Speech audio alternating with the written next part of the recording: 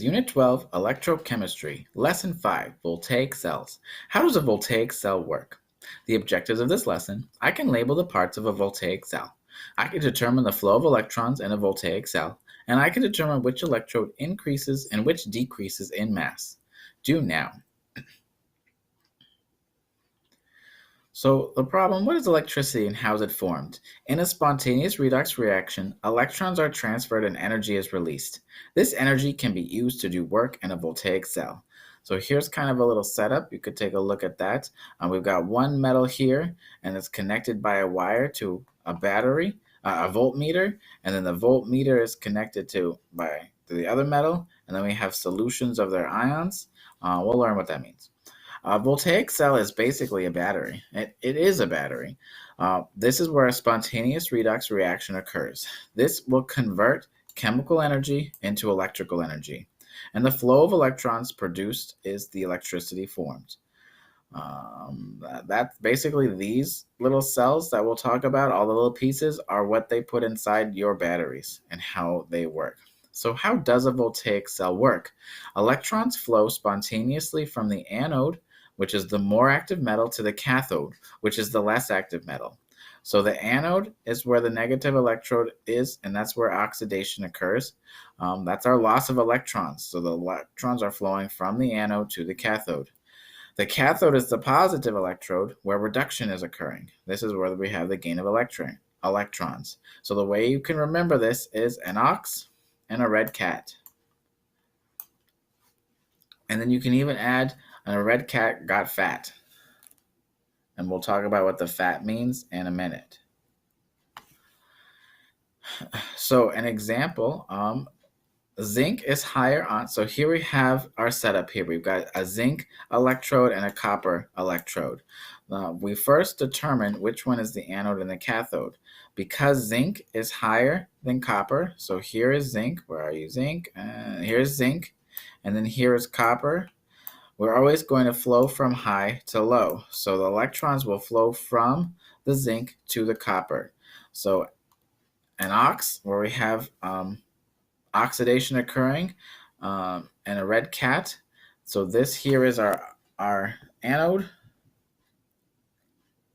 and this here is our cathode.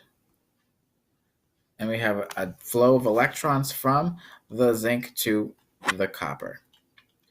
So the parts of the voltaic cell are very important for us to know about. So there are two half cells, one for the oxidation and one for the reduction. The electrodes is the site of oxidation and reduction, so that's almost always a metal.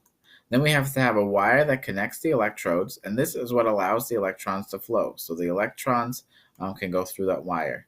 The salt bridge is important for us to have, and this allows ions to flow, and it prevents the buildup of charges. So this is how we can maintain our electrical neutrality. So this is the salt bridge here, and this allows those positive ions that are in our solution to move back and forth so that we can keep our electrons electrical neutral. The voltmeter measures the electric current.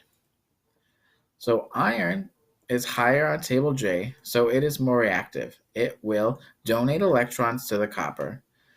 The loss of electrons is oxidation, so iron is losing electrons, so therefore it's becoming oxidized, and if my iron loses electrons, it's now becoming an ion, and it will dissolve into solution. So this is my oxidation half reaction. Iron is becoming an iron ion, and that's losing electrons. That's my anode. The electrons will go to copper, which will then attract the copper ions in the solution, and they will produce more copper on top of my copper that's already there. That's my reduction.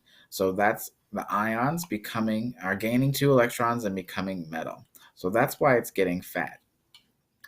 So how to label a voltaic cell: you first determine which electrode is the anode and the cathode. Then you identify where oxidation and reduction take place. And then you determine their electron flow. Always remember, an ox and a red cat got fat.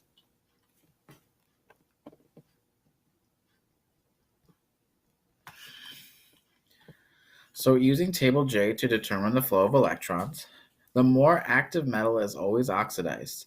And you can remember this, that electrons will flow from high to low.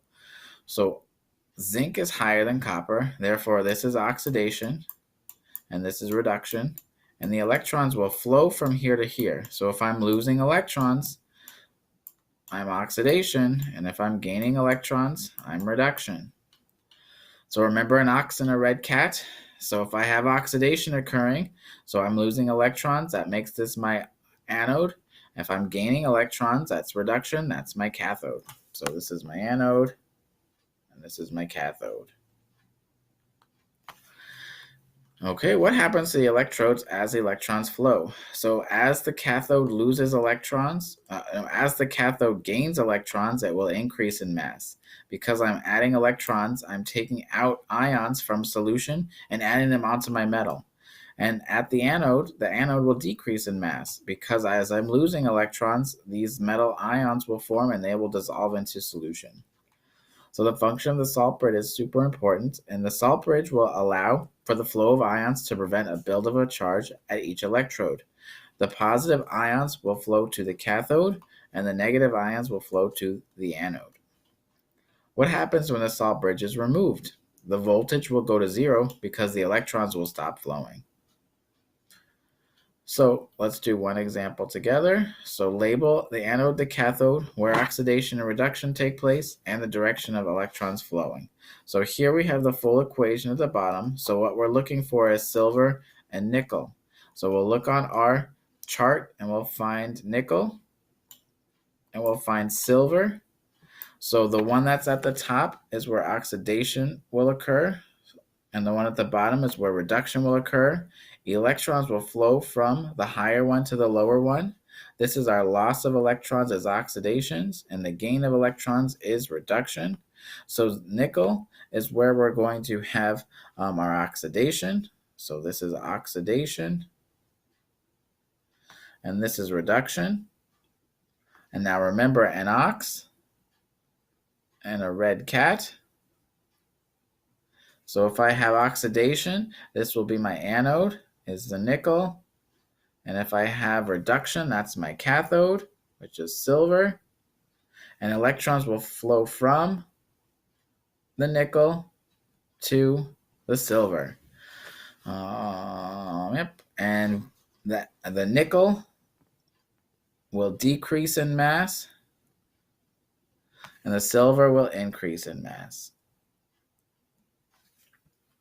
All right, so you try one. No, I'll do one more with you. So identify the same things. So here we have magnesium and copper. So we'll look on our chart. Here's magnesium. Here's copper. So the higher one is where oxidation occurs. The lower one is where reduction occurs. So electrons will flow from high to low. The loss of electrons is oxidation. The gain of electrons is reduction. So if magnesium is losing electrons, that means I have oxidation occurring here.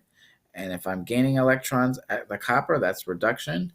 An ox makes this my anode, and a red cat makes this my cathode.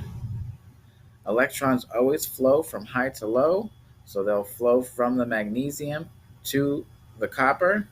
So my magnesium will decrease in mass, and my cathode, my copper, will increase in mass. All right, check your understanding. And now I can label the parts of a voltaic cell, and I can determine the flow of electrons in a voltaic cell, and I can determine which electrode increases and which decreases in mass.